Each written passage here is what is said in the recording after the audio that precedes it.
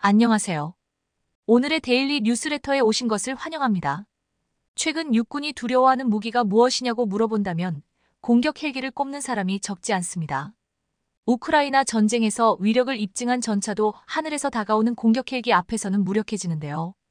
일정 수준을 넘어서는 규모의 지상군을 보유한 국가 중 대다수가 공격 헬기를 운용하는 것이 그 이유입니다. 한국군은 1979년대부터 500MD, AH-1S 등의 공격 헬기를 사용해왔습니다. 하지만 노후화가 진행되면서 신형 기종 도입 필요성이 제기됐는데요. 이에 따라 2020년대부터는 한국항공우주산업 KAI이 만든 국산 소형 무장 헬기 LAH가 미국 보잉 AH-64와 함께 노후한 공격 헬기들을 대체할 전망입니다.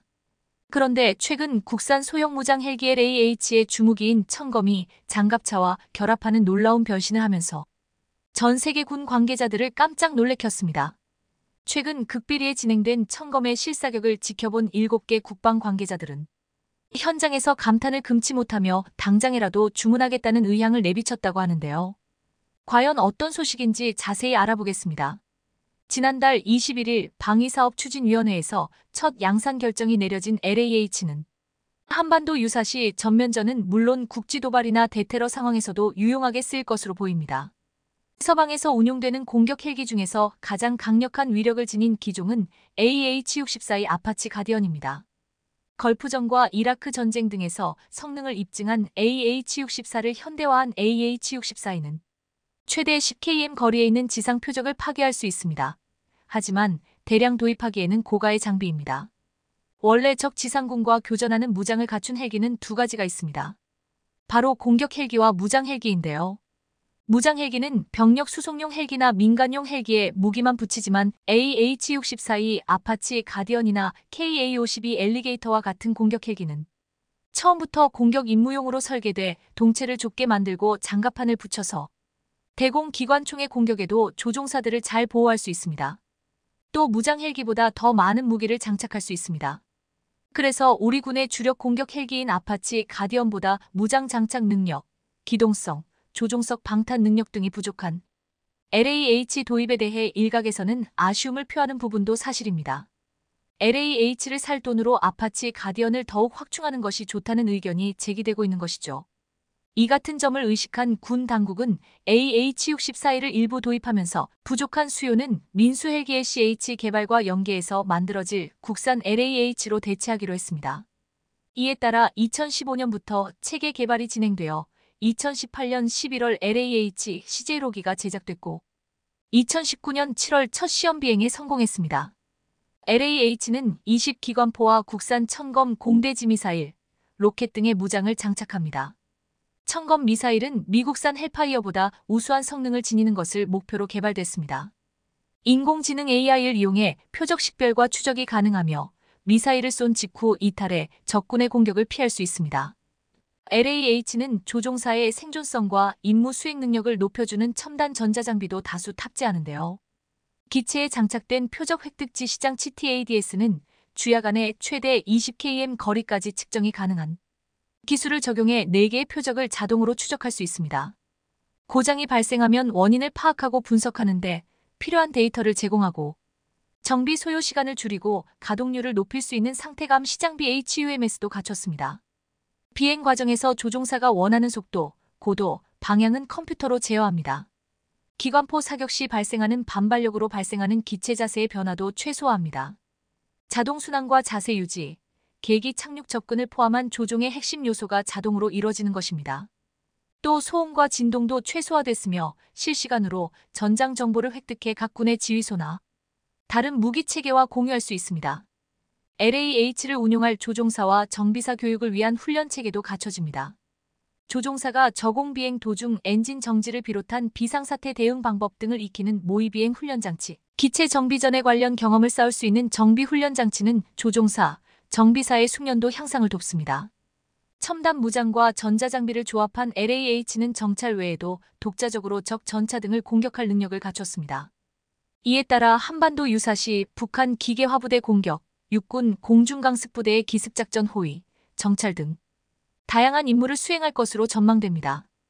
LAH는 한국 육군에 아직 실전 배치되지 않았고 다른 나라보다 개발도 늦게 시작됐지만 전쟁 기술과 환경의 급속한 변화에 맞춰 새로운 개념을 빠르게 받아들이며 성능 향상에 나서고 있습니다. 대표적인 것이 유무인 복합체계인데요. 유무인 복합체계는 유인기와 무인기가 협업을 할 수 있게 해주는 비대칭 전력입니다. 이 체계를 활용하면 조종사가 탑승한 기체와 무인기가 함께 임무를 수행하는 복합 편대 운용이 가능합니다. 산악 지형이 많은 한반도에서 특히 유용합니다. 조종사는 산 너머에 위협적인 존재가 있는지를 무인기로 확인하고 공격하거나 우회 비행 등을 할 수 있는데요. 그런데 무엇보다도 LAH의 주무기인 청검이 최근 주목을 받고 있습니다. 최근 사우디와 노르웨이, 이집트, 스웨덴, 아랍에미리트 UAE, 폴란드, 필리핀 총 7개 국가의 국방 고위 관계자들 52명이 극비리에 대거 방한했습니다. 다국적군 고위직 인사가 한 번에 입국하는 것은 굉장히 이례적으로 바로 우리나라 국산 무기체계들의 실사격을 지켜보기 위해서입니다. 12월 15일 국방과학연구소 안흥시험장에서 펼쳐진 실사격 시범을 지켜본 많은 외국군 관계자들은 감탄을 금치 못했습니다. 한국이 이번에 극비 공개한 새로운 무기가 등장했기 때문인데요. 이번에 실사격 시범에서 가장 주목을 받은 것은 장갑차에 청검을 결합한 새로운 무기입니다. 청검은 앞서 말씀드렸던 것처럼 국방과학연구소가 주관하고 한화가 개발한 소형 무장 헬기 LAH용 국산 공대 지유도탄으로 LAH의 주무장입니다. 우크라이나 전쟁에서 제블린 등 대전차 미사일이 큰 활약을 펼친 것처럼 최근 우리 군은 공대지 미사일인 청검을 장갑차에 결합하면서 놀라운 무기로 변신시킨 것인데요. 정부와 업계에 따르면 이날 충남 태안 소재 국방과학연구소 ADD 안흥시험장에선 사우디아라비아와 노르웨이, 이집트, 스웨덴, 아랍에미리트 UAE, 폴란드, 필리핀 등 7개국의 군방산업계 관계자 50여 명이 참석하는 국산 무기체계 시연 행사를 개최됐습니다. 이 자리에선 국산 공대지 미사일 청검을 개량해 만든 지대 공미사일 K-21 청검을 국산 보병 전투장갑차 K-21에서 실사격하는 시범이 처음 진행된 것입니다. 청검 제작사 한화에어로스페이스는 지난 1년여간 청검을 지대 공미사일로 개량하는 작업을 진행해온 것으로 알려졌는데요. 내년부터 양산되는 청검은 미국산 대전차 미사일 AGM-114 헬파이어처럼 적 전차를 정밀 타격하기 위한 용도로 만든 무기체계로서 우리 군은 이를 소형 무장 헬기 LAH 탑재한다는 계획을 갖고 있습니다. 청검은 무장 헬기에서 전천후로 사용할 수 있는 최대 사거리 8km의 공대지 미사일입니다. 발사 중량은 35kg, 직경 150, 길이는 1.5m입니다. 주탄두 평균 관통력이 1령에 달하며 비행 속도는 마하 0.6 내외입니다. 이연장 발사관에서 운용이 가능하며 풍산의 폭발 반응 장갑 격파용 텐덤 탄두를 사용합니다. 이중 탄두여서 반응 장갑도 관통하며 탄두가 커서 장갑을 뚫은 다음 내부로 들어가는 메탈 제트의 양도 많기 때문에 일단 관통에 성공하면 격파는 확정입니다. 이중 모드 탐색기 적용으로 주야간 운용이 가능하며 발사 버튼을 누르고 나면 사람이 더는 미사일을 유도하지 않고 자동으로 목표물을 찾아가 명중시키는 파이어 앤 포겟이 가능합니다. 산 뒤에 숨어서 유선 유도로 먼저 쏘고 표적을 지정한 다음 케이블을 끊으면 스스로 명중하는 것도 가능한 것으로 알려졌습니다. 이런 가운데 업계에선 이날 무기 시연과 관련해 K-21 청검에 대한 각국 관계자들의 관심이 높았습니다. 국산 보병 전투장갑차 K-21에 청검을 장착해 공대지 미사일이 지대공 미사일로 재탄생하는 순간이었습니다. 그 이유는 올해 러시아의 우크라이나 침공을 계기로 미국산 지대공 미사일 FIM-92 스팅어나 대전차 미사일 FGM-148 제블린 등 정밀 유도 무기에 대한 각국의 수요가 커졌다는 이유에서입니다. 이렇게 K-21 청검을 본 외국 군 관계자들은 감탄을 금치 못했는데요. 당장에라도 주문하겠다는 의향을 내비칠 정도로 큰 관심을 가졌습니다. 게다가 이날 무기 시연 행사에선 국산 다연장 로켓 K239 천무의 실사격도 진행됐습니다. 천무는 239 유도 로켓과 230 무유도 로켓을 쓸 수 있고 유도 로켓의 경우 최장 80km 떨어진 표적을 정밀 타격할 수 있습니다. 무유도 로켓 1기에는 900여 발의 자탄이 들어있어 축구장 3배 면적을 단숨에 초토화할 수 있는 능력이 있습니다. K136 다연장 로켓에서 사용하던 139룡 로켓도 천무에서 쓸 수 있습니다. 앞서 천무 제조사인 한화에어로스페이스는 지난달 4일 폴란드 군비청과 35억 5천만 달러, 약 4조 5천억 원 규모의 천무 수출 1차 이행 계약을 맺었습니다. 원래 폴란드는 우크라이나에서 전쟁 양상을 보고 포격 무기 필요성을 인식해 미국으로부터 고속 기동포 병로켓 시스템 HIMARS (HIMARS) 500문 도입을 추진했습니다. 그러나 미국은 폴란드가 원하는 일정으로 HIMARS를 공급할 수 없는 것으로 나타나 폴란드는 HIMARS를 단계적으로 도입하기로 하고 동시에 천무도 들여오기로 한 것인데요. 이로써 올해 우리나라의 방산 수출 수주액은 사상 처음으로 170억 달러 약 22조 원을 넘어서며 역대 최고치를 기록했습니다. 이번에 국과연에서 실사격 시범을 참관한 각국 군방산업계 관계자들은 이후 국내 방산기업과 생산시설들도 둘러볼 예정으로 이를 계기로 다양한 한국 방산 무기들의 수출이 재차 탄력을 받을지 주목되고 있습니다. 이스라엘과 팔레스타인 전쟁으로 인해 한치 앞도 가늠할 수 없는 혼돈의 상황에 놓인 중동 지역에서 한국산 무기가 구세주로 등극했다는 소식입니다. 지정학적 리스크가 갈수록 고조되면서 UAE, 사우디 등 중동 핵심 국가들이 연이어 한국산 무기를 대거 도입하고 있다는데요.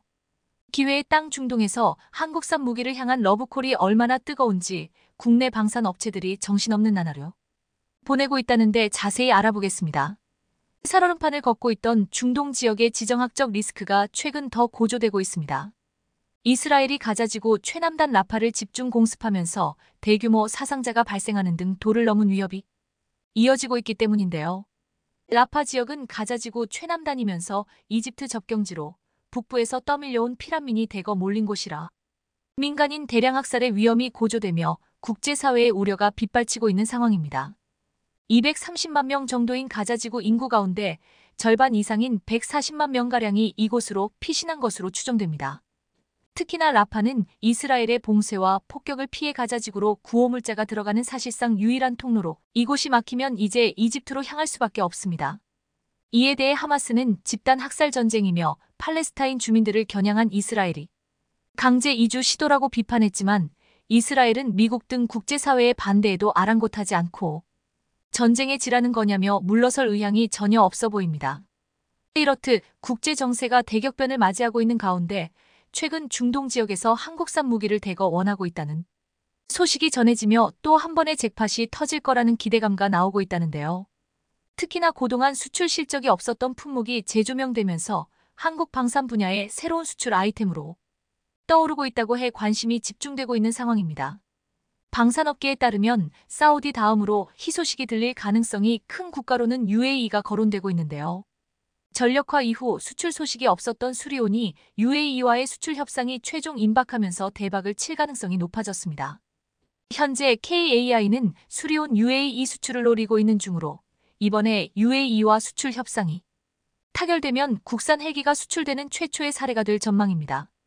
수리온은 국내에서 군용뿐만 아니라 경찰, 해경, 소방산림 등 다양한 용도로 사용할 수 있는 헬기로 꼽힙니다. 방산업계에 따르면 현재 KAI는 UAE와 수리온 파상형 수출을 논의 중이며 관련 논의가 거의 마무리 단계에 접어든 것으로 알려졌습니다. 작년에 UAE 측의 요청으로 속도를 내게 된 국산 헬기 수출 협상은 작년 12월 비공개 회의를 기점으로 구매 모델, 수량, 구체적인 요구사항이 구체화됐습니다.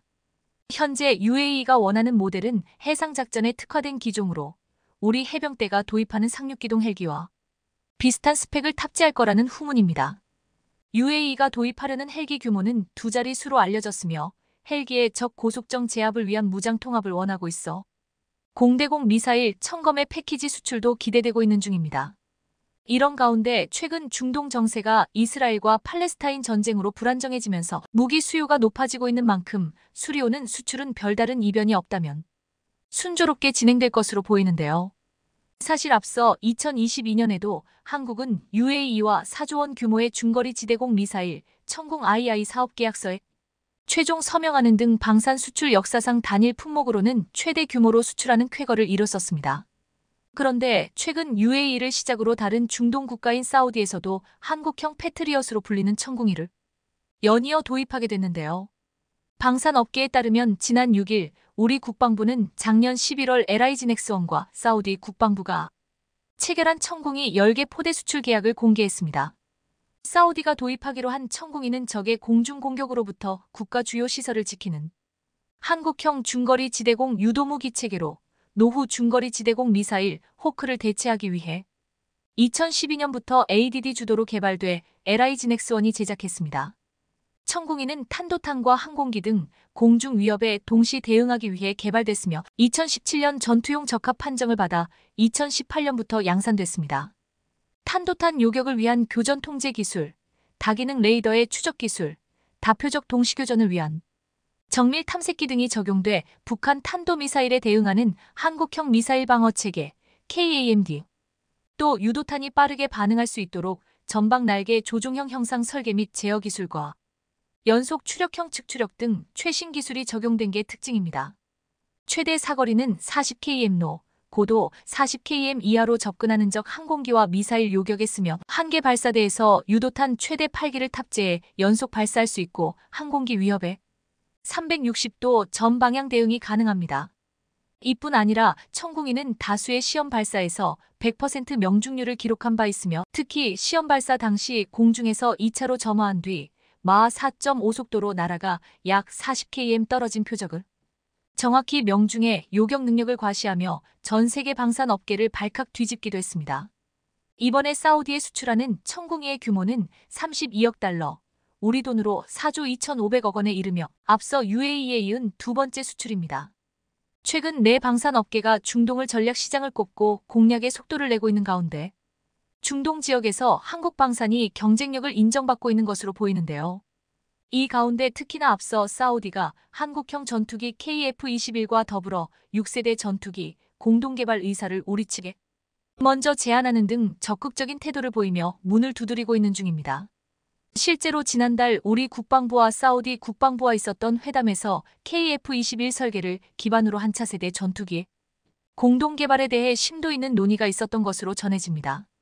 차세대 전투기는 기존에 우리 군이 계획 중이던 5세대 전투기를 뛰어넘은 6세대 전투기로 이 자리에서 사우디 측은 6세대 전투기 개발에 관심이 있다며 우리에게 관련 계획에 대해 물어봤다고 합니다.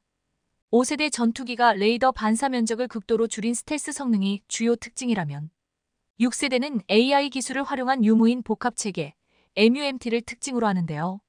전투기 제조사인 KAI에 따르면 KF-21의 블록 3 개발 프로그램은 2029년쯤 시작돼 2033년에 완성될 전망입니다. 앞서 천궁이가 사우디로 수출된 데 이어 전투기, 잠수함 등 다른 무기체계까지 한국과 협력이 확대될 가능성이 커지고 있는 만큼 KF-21 블록 3의 기술 협력 가능성도 상당해 보입니다. 그리고 만약 사우디와 KF-21 관련 협력을 진행한다면 우리의 경우 사우디 무기 시장의 접근성을 높일 수 있고 사우디는 무기 국산화 비율을 높일 수 있어 서로 윈윈이라는 평가입니다. 이렇듯 최근 전방위적으로 확대되고 있는 사우디와의 방산 협력이 해군 분야로까지 확대되고 있어 또다시 오일머니 잭팟을 터뜨릴 조짐을 보이고 있는데요. 이번에는 사우디가 충남급 호위함과 잠수함을 구매할 가능성이 높다는데 사우디 현지에 조선소까지 설립될 수 있다는 이야기가 나오고 있어 엄청난 이목이 집중되고 있는 상황입니다. 방산 업계에 따르면 HD현대중공업은 앞서 4일 사우디 수도 리야드에서 열린 사우디 국제방산전시회 WDS에 참가해 최신의 호위함인 충남함을 비롯해 훈련함, 잠수함 등 최첨단 함정을 소개했습니다. 충남함은 국내 기술로 개발한 최첨단 복합 센서 마스트와 사면, 고정형 다기능 위상배 열레이더를 탑재한 한국 해군의 최신 전투함으로 당시 HD현대중공업이 사우디 측의 군함 패키지를 제안해 엄청난 스포트라이트를 받았다고 합니다. 그것도 그럴 것이 현재 사우디는 미국과 불편한 관계가 형성되면서 독자적으로 해군력을 강화하기 위해 나서고 있는데 우리 조선사와 니즈가 맞아 러브콜을 보내온 겁니다. 실제로 한국은 사우디 해군이 원하고 있는 해군함정 패키지와 함께 현지 해군 조선소 건립과 기술 지원과 같은 대규모 협력 사업을 진행할 기술력과 여력이 충분한 상황인데요. HD현대중공업은 이번 전시회에서 사우디 국영 석유 업체인 아람코와 국영 조선사와 전략적 협력 관계를 맺는 등 현지 조선소 건설에 합의하며 첫 발을 뗐습니다. 이에 따르면 사우디 현지 조선소에서는 HD현대중공업이 로열티를 받고 제공한 기술을 통해 다양한 형태의 군함과 선박들이 건조될 예정으로 알려졌습니다. 이렇듯 이번 전시회를 계기로 사우디가 우리 조선소로부터 신형 호위함과 잠수함을 구매할 가능성이 엄청나게 높아진 것으로 보이는데요. 그리고 HD 현대중공업 말고도 다른 국내 방산 기업들도 앞서 사우디에서 열린 2024 WDS에 앞다퉈 참가하며 최첨단 방산 제품을 뽐내며 추가 수주에 대한 기대감을 높였다고 합니다. 실제로 이 자리를 통해 우리 방산 기업들은 사우디를 비롯해 중동 방산 시장에 한국산 무기를 확실히 각인시켰다는데요. 때문에 국내 방산 무기가 사우디에 추가 도입될 가능성이 점쳐지고 있는데 벌써부터 다음 수출 대상 후보로 흑표가 거론되고 있는 상황입니다. 실제로 이번 2024 WDS 전시회에서는 사우디 수출용 흑표가 공개되는 등 국산 엔진을 최초로 장착한 K9 자주포를 중동에 첫 선을 보이며 발칵 뒤집어 놓았습니다. K9의 경우 그동안 중동 지역에서 도입을 간절히 원하고 있었음에도 불구하고 독일제 파워팩 탑재로 수출이 번번이 무산됐지만 이제는 이러한 장애물이 완전히 사라진 만큼 마음 놓고 수출 계약을 맺을 수 있게 됐습니다. 특히나 최근 미국과 사이가 틀어진 사우디에게 이스라엘 하마스 전쟁이라는 복병이 생기면서 불똥이 언제 튈지 모르는 위기 상황에 대처할 새로운 전략이 필요합니다. 때문에 우수한 공격력과 방어력이 강력한 전차가 시급한 상황으로 이러한 니즈를 충족시킬 수 있는 건 단연 한국산 무기밖에 없다는 평가입니다. 실제로 사우디에서도 한국이 우수한 무기체계 제조 역량을 보유했고 해외 시장에서 활발하게 수출 레퍼런스와 거점을 확보하고 있다는 점에서 높게 평가하고 있는 중입니다. 국내 방산업계 역시 이러한 분위기를 감지하고 사우디를 비롯해 중동 시장 공략에 속도를 내고 있으며 조만간 좋은 소식들이 들려올 것으로 보이는데요. 지정학적 리스크가 중동 지역에 커지고 있는 만큼 한국 방산은 우수한 무기체계 제조 역량을 바탕으로 올해 역시 눈에 띄는 성장세를 보일 것으로 기대됩니다. 한국보다 연봉 3배, 계약기간 3년 보장, 차량주택 자녀 학비 3대 혜택을 파격적으로 제공해주겠다. 삼성 디스플레이와 LG 디스플레이 등 국내 업체들이 LCD 시장을 지배하던 2010년대 중반 중국 업체들은 이른바 333조건을 제시하며 한국에 있는 핵심 기술 인력들에게 접근했습니다. 그리고 2020년대 들어 중국의 기술 유출 방식은 더욱 노골적으로 변하고 있습니다. 특히 한국 반도체, 디스플레이 첨단 기술 분야의 노하우를 가지고 있는 핵심 기술 인재를 빼가고 배치하는 방식도 갈수록 교묘해지고 있는데요. 편법으로 인한 중국의 추격이 거세지면서 한국 업체들도 피해를 최소화하기 위해 적극적으로 대응 중입니다. 그런데 최근 중국 디스플레이 산업에 암울한 소식이 전해지며 중국 기업들이 충격먹고 좌절하고 있습니다. 반면 한국에겐 대박 호재 소식이 될 것으로 보이며 첨단 분야에서 중국과의 격차를 크게 벌릴 수 있을 것으로 분석되고 있습니다. 과연 어떤 소식인지 자세히 알아보겠습니다. 국내 대기업 출신 어씨는 4년 전 연봉 3억 원을 주겠다는 제안에 중국의 대형 디스플레이 업체로 이직해 LCD 기판 설계 업무를 맡았습니다. 자녀까지 모두 데리고 중국행을 결정했지만 지난해 말 돌연 이 회사로부터 더는 일할 수 없게 됐으니 다음 주까지 자리를 비워달라는 황당한 통보를 받았습니다. 퇴직금도 받지 못한 채 쫓겨나다시피 회사를 나온 어씨는 최근 국내로 돌아와 귀농을 준비 중입니다. LCD 시장 분야에서 저가 공세로 시장을 장악한 중국 기업이 최근 현지의 한국 기술진 상당수를 정리한 것으로 알려졌습니다. 과거 LCD 공정 기술을 확보하기 위해 스카우트했던 국내 인력이 더 이상 필요가 없어지자 토사구팽한 것 아니냐는 해석이 나오고 있습니다. 그런데 중국은 LCD를 넘어 국내 기업이 핵심 기술을 보유한 OLED 분야에서는 빠른 속도로 한국을 추격하고 있어 인재기술 유출로 또다시 시장을 내주는 사례가 반복될 수 있다는 우려가 잇따르고 있습니다. 최근 관련 업계에 따르면 BOE, CSOT, HKC 등 중국의 주요 디스플레이 업체들이 지난해부터 한국 출신 임직원을 잇따라 해고한 것으로 알려졌습니다. 현재까지 파악된 인원만 최소 100명 이상입니다. 이들 대부분은 삼성 디스플레이와 LG 디스플레이에서 LCD 기판 설계 생산을 맡았던 인력을 빼간 것으로 알려졌는데요. 특히 이들 기업 중 상당수는 한국 엔지니어에게 퇴직금조차 주지 않고 쫓아내다시피 한 것으로 전해집니다. 이직 당시 3년의 계약 기간을 보장했으나 중국으로 옮긴 지 1년도 되지 않아 가차없이 내버려진 것입니다. 이것이 바로 한국의 기술을 중국으로 가져간 인력의 최후인 것인데요. 중국은 이들의 노하우에 힘입어 핵심 기술을 빠르게 흡수해 전 세계 LCD 시장을 장악했습니다. 올해 중국의 LCD 패널 생산 점유율은 70%를 넘어 세계 시장을 좌우하고 있습니다. 업계에서는 이와 비슷한 방식으로 OLED 분야에서도 중국의 주도권을 빼앗길 위기에 처해 있다는 우려의 목소리도 나옵니다. 실제로 한국과 중국의 OLED 시장 점유율 격차는 2018년 91.9%포인트에서 지난해 59.1%포인트까지 좁혀졌습니다. 이제 중국 업체의 시선은 국내 OLED 기술자를 향하고 있습니다. 현재 최대 경쟁자로 꼽히는 BOE에만 한국 출신 OLED 핵심 분야 기술진이 50여 명 근무하는 것으로 알려졌습니다. BOE는 최근 스마트폰용 OLED 시장에 진출해 삼성 디스플레이를 뒤쫓고 있습니다. 특히 아직 생산 수율이 낮아 앞선 OLED 양산 노하우를 가진 국내 기술진 영입을 끊임없이 시도하고 있습니다. OLED의 경우 기술 난도가 높아 공정의 성패가 핵심 기술 인력이 보유하고 있는 미세한 노하우에 좌우됩니다.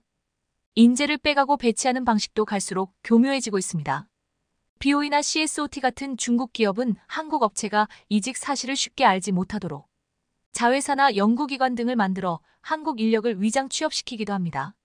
국내 업체로선 퇴사자가 실제 중국 기업으로 넘어갔는지를 쉽게 확인하기가 어렵습니다.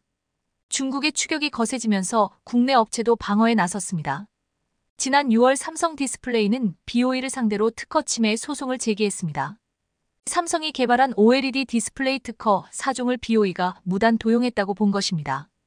삼성이 특허를 침해당했다고 주장하는 기술은 아이폰 12 이후 사용된 모든 아이폰의 OLED 디스플레이 특허 4종입니다. 또 11월에는 미국 국제무역위원회 ITC에도 BOE를 영업비밀 침해로 제소하기도 했습니다. 최권영 삼성 디스플레이 부사장은 지난 삼성전자 실적 발표 현장에서 최근 들어 우리의 지적 자산에 대한 도용 및 침해 행위가 늘어나고 있다며 더 이상 강구할 수 없는 수준이라고 판단하고 법적 제재 등 다양한 방안을 강구하게 됐다고 밝혔습니다. 이는 BOE 특허 침해를 바라보는 삼성의 시각이자 강경 대응을 천명한 것입니다. 결국 미국에서도 BOE에 대한 칼을 빼들었는데요. 미국 국제무역위원회 ITC가 삼성 디스플레이의 중국 BOE 제소권에 대한 조사 개시를 결정했습니다. 지난 12월 1일 ITC는 삼성 디스플레이가 BOE와 BOE 자회사 등 8개 회사를 영업비밀 침해 혐의로 제소한 건에 대해 조사에 착수했다고 밝혔습니다. 안 봐도 답이 나오는 사건으로 조만간 BOE에 대한 철퇴가 내려질 것으로 전망되고 있는데요. 이렇듯 BOE에 대한 리스크가 부각되자 OLED 주요 고객사들도 당연히 한국을 선택하고 있습니다. 업계에 따르면 다양한 IT 기기에도 최근 OLED 채택이 높아지고 있는 가운데 세계 최대 게임 플랫폼 중 하나인 스팀을 운영하는 밸브의 스팀덱에 이어 닌텐도 역시 차세대 OLED 패널 공급을 위해 삼성 디스플레이와 협의를 진행 중인 것으로 알려졌습니다. 두 회사는 모두 중국 BOE에서 공급받는 선택지도 염두에 뒀으나 삼성이 제기한 특허 침해 소송에 따른 리스크가 부담스러워 삼성 쪽으로 방향을 선회했다는 분석이 나옵니다. 업계에서는 스팀덱과 닌텐도에서 삼성 OLED를 채택한 것을 신의 한 수로 평가받고 있는데요. 왜냐하면 이보다 앞서 BOE의 뒤통수를 맞고 사기당한 애플의 사례가 있었기 때문입니다. 애플은 아이폰 15 시리즈에 들어갈 OLED 업체 선정 당시 수급 리스크 분산을 위해 삼성 디스플레이와 함께 BOE에도 납품 계약을 맺었습니다. 그런데 BOE가 다이내믹 아일랜드 홀 디스플레이 가공 등에서 기술력이 뒷받침되지 않아 아이폰 15의 출시 일정에 차질이 생긴 것인데요. 덕분에 삼성 디스플레이가 아이폰 15와 아이폰 15 플러스에 탑재될 OLED 초도 물량을 단독 공급하게 되었습니다. 그 후 3개월 뒤 BOE는 결국 애플의 승인을 얻긴 했으나 지금 최악의 상황을 맞이하고 있습니다. 삼성보다 3개월이나 늦게 애플에 공급하기 시작하면서 4분기에는 애플에 더 많은 물량을 공급하겠다고 밝힌 BOE에게 치명적인 문제가 생긴 것입니다. 최근 중국 BOE가 아이폰 15용 패널 수율이 낮아 큰 어려움을 겪고 있다고 하는데요.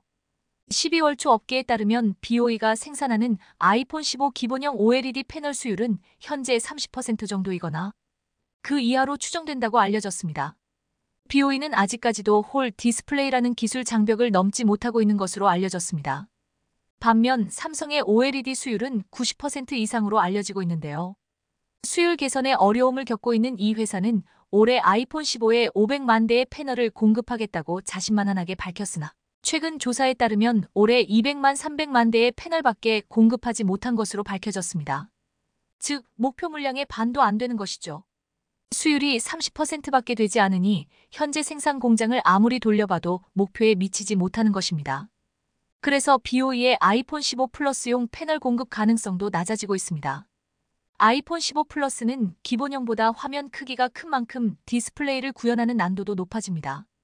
현재로선 BOE가 플러스용 패널 공급과 관련해 이달 애플의 승인을 받을 가능성이 희박하다고 보는 분위기가 강한데요. BOE의 아이폰 15 플러스용 패널 수율은 기본형보다도 낮은 상황입니다. 역시나 BOE가 소화하지 못하는 패널 물량은 삼성 디스플레이로 즉시 넘어가게 됩니다. 삼성은 아이폰 15 기본형, 플러스, 프로, 프로맥스 등 신형 아이폰 전 모델의 패널을 공급하고 있습니다. OLED 점유율에서 삼성 디스플레이는 당분간 독주를 이어갈 가능성이 커졌습니다. 시장 조사 업체 DSCC에 따르면 아이폰 15 시리즈 패널에서 삼성 디스플레이의 점유율은 91%를 차지했습니다. 상황이 이렇자 BOE는 무리수를 두게 됩니다. 수율이 나오지 않으니 절대적인 생산량을 늘려서 물량을 맞춘다는 것인데요.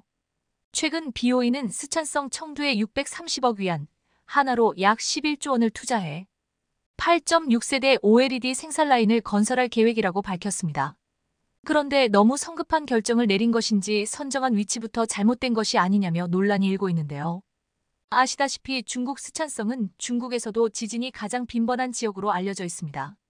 지난 2008년 5월 12일 발생한 규모 8.0의 스촨성 대지진은 중국인들에게는 아직도 지울 수 없는 악몽으로 남아 있습니다. 당시 8만 7천여 명이 숨지거나 실종됐고 37만여 명이 부상당한 역대급 지진인데요.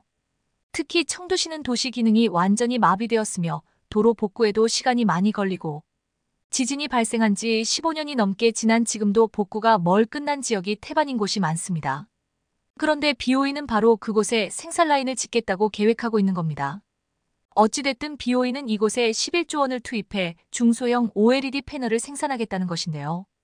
아이폰 15 패널에 이어 애플 맥북 아이패드 등 한국 디스플레이 업체들이 선점한 중소형 OLED 시장을 겨냥해 대규모 투자를 집행한 것입니다. 애플이 내년부터 아이패드까지 OLED 디스플레이를 전면 확대할 것으로 알려졌기 때문입니다. 그런데 이렇게 애플을 믿던 BOE에게 날벼락이 떨어졌습니다. 중국의 기술력, 생산 능력 부족으로 중국 업체들을 제외하고 한국 업체들에게 물량이 전부 맡겨질 것이라는 분석이 나온 것입니다. BOE가 11조 원 규모로 이렇게 큰 자금을 투입해 생산 능력을 강화하려 하고 있지만 결과적으로 기술력의 격차를 극복하지 못하면 패널의 수율이 30%밖에 나오지 않아 애플을 비롯한 기업들이 BOE를 선택하지 않을 것이 분명하기 때문입니다. 이 때문에 BOE는 수십조 규모의 투자를 단행했지만 오히려 적자만 더 키울 것이라는 의견이 제기되고 있습니다.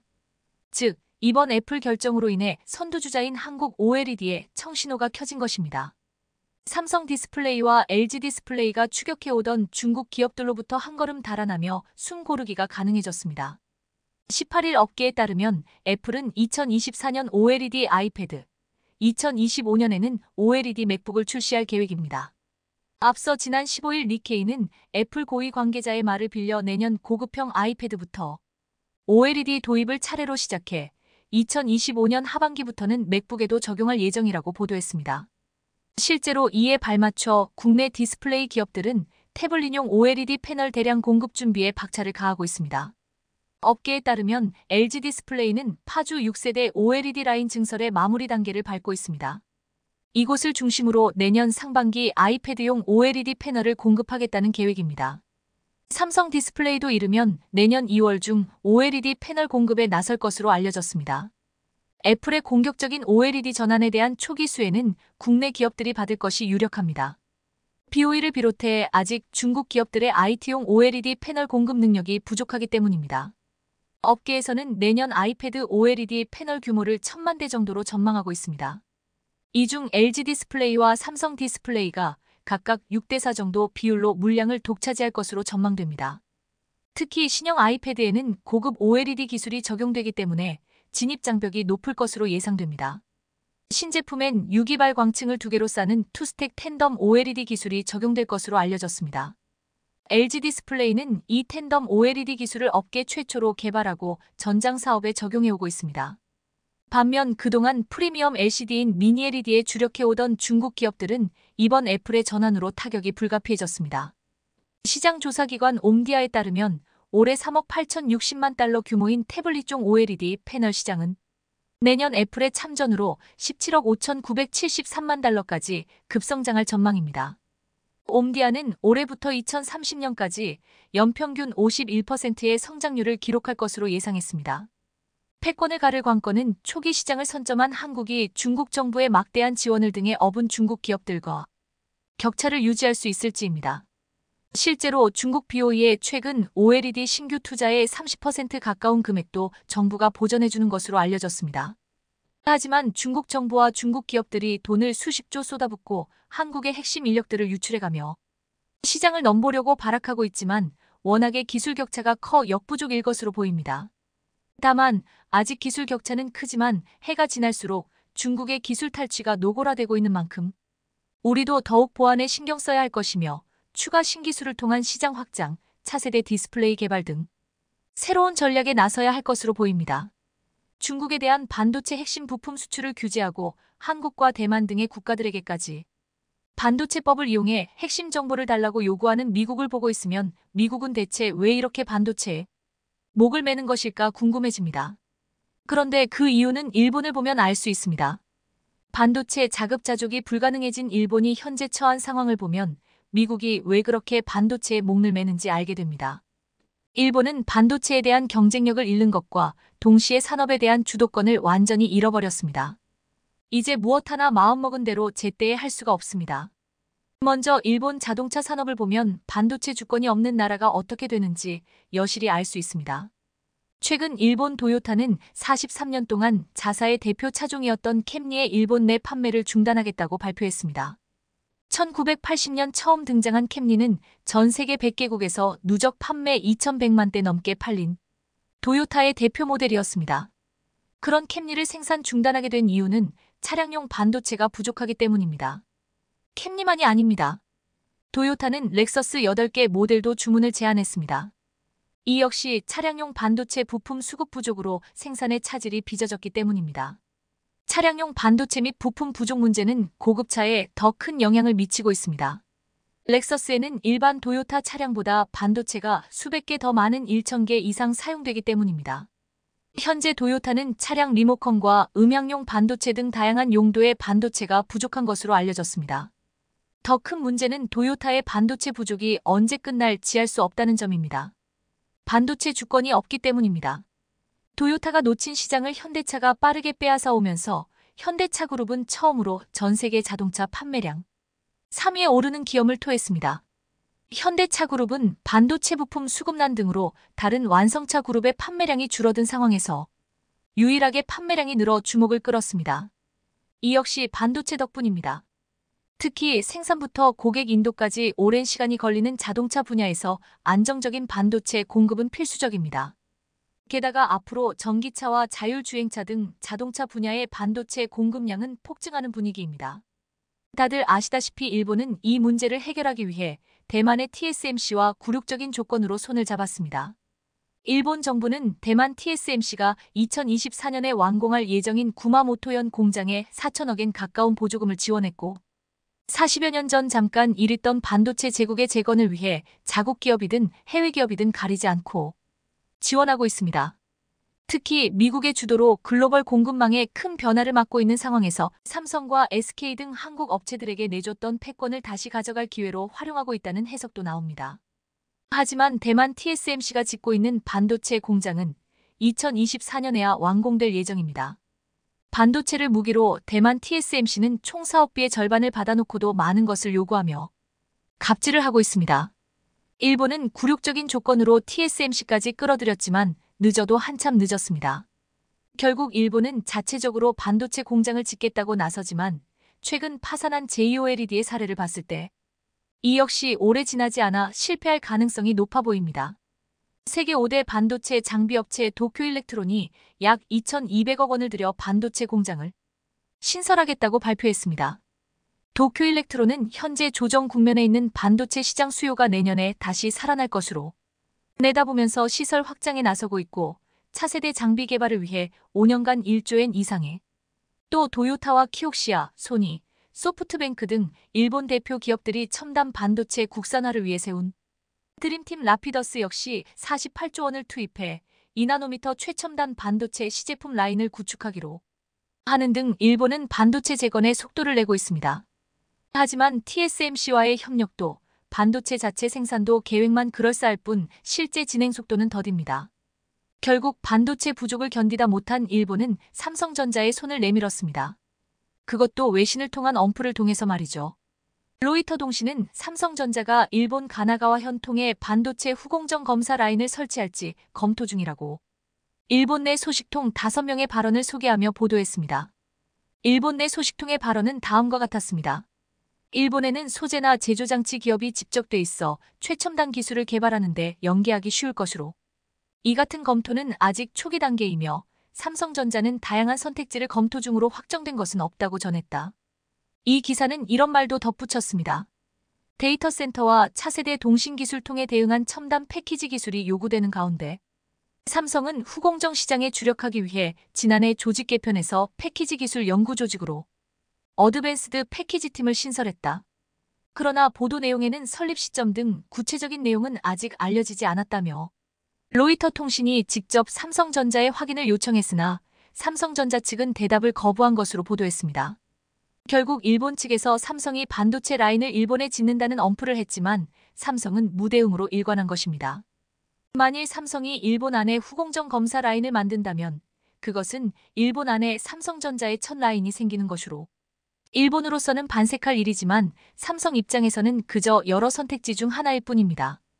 어쨌든 이 기사에서도 삼성의 결단을 기다려야 하는 처지가 된 일본 반도체 업계의 모습을 보여주고 있는데요. 일본이 아직도 TSMC, 삼성의 애결복걸하며 반도체 공장을 유치하기 위해 가진 애를 쓰는 사이 한국은 자동차 반도체 분야에서 일본과 TSMC를 동시에 제압하는 자동차 반도체의 꽃이라고 할 수 있는 자율주행 ADAS 칩을 삼성전자가 생산하게 된 것입니다. 이 칩은 TSMC가 독식하던 것이기 때문에 더욱더 의미가 있습니다. 삼성전자는 얼마 전 세계적인 자율주행차용 반도체 개발업체 모비라이의 첨단 운전자 보조 시스템 칩을 생산한다고 발표했습니다. 이 칩은 자동차의 전방 충돌 방지, 차로 유지, 스마트 크루즈 컨트롤 기능 등을 담당하는 핵심 부품입니다. 모비라이는 카메라 기반 ADAS 칩 시장에서 약 70% 점유율을 차지한 세계적인 자율주행 칩 전문 반도체 설계 업체로 1999년 이스라엘에서 설립됐고 2017년 인텔이 20조 원에 인수했는데 공장 없이 설계에 주력하는 팹리스라서 이 생산을 주로 대만 TSMC가 독식해왔는데 이제 삼성전자가 모비라이의 파운드리 일부 물량을 받게 된 것으로 차량용 반도체 분야에서 대만 TSMC의 턱밑까지 추격했음을 의미합니다. 그럼 모비라이는 왜 모기업인 인텔을 제쳐두고 삼성전자를 선택했을까요? 이유는 간단합니다. 삼성이 충분한 생산 역량을 갖추었다고 판단했기 때문입니다. 삼성은 2019년부터 14나노미터 공정에서 테슬라의 3세대 자율주행 칩을 생산했고 8nm 공정에서 4세대 FSD 칩의 생산도 맡았습니다. 현재 테슬라의 차세대 칩 수주를 놓고 TSMC와 경쟁을 벌이는 중입니다. 또 지난 2월에는 미국의 인공지능 반도체 전문기업 암바렐라와 자율주행차용 반도체를 5nm 공정 생산하는 계약을 체결한 바 있습니다. 이처럼 삼성이 차량용 파운드리 시장에서 꾸준히 실적을 쌓아온 데 비해 모 회사인 인텔은 차량용 파운드리 실적이 거의 없습니다. 모비라이는 처음부터 인텔은 고려조차 하지 않았다고 합니다. 그런데 최근 TSMC의 지정학적 리스크가 떠오르자 급하게 공급망 다변화가 필요했고 이를 충족시켜줄 업체는 삼성전자뿐이었습니다. 자율주행차용 반도체의 진입 장벽은 다른 분야보다 높습니다. 차로 유지 등을 담당하는 반도체가 제 기능을 못하면 대형 사고로 이어질 수 있기 때문입니다. 이 때문에 반도체 기업들은 영하 40도, 영상 100도 같은 극한 환경에서 기술 검증을 받고 혹독한 테스트를 통과하고 국제 인증을 받아야 납품할 수 있습니다. 자동차 반도체의 꽃으로 불리는 모비라이의 자율주행 핵심 칩까지 생산하게 되었으니 앞으로 삼성전자의 자동차용 파운드리 수준은 계속 증가할 것으로 전망되는데요. 무엇보다 차량용 반도체 물량은 현재 위축된 파운드리 시장이 살아나는 삼성전자는 3월 공개한 사업보고서를 통해 기술 경쟁력 제고와 더불어 자동차 전자장비용 반도체 시장 진입을 확대하고 있다. 파운드리 공정의 기술 리더십을 강화하고 자율주행 차량 분야 신규 고객사를 지속 확대할 예정. 아무리 투자를 해도 반도체 재건 속도는 더디고 자신들과 손잡은 TSMC마저 주요 고객의 물량을 삼성에 빼앗기는 걸 보면서 일본은 잃어버린 반도체 주권을 더욱더 뼈아프게 느끼고 있을 것입니다.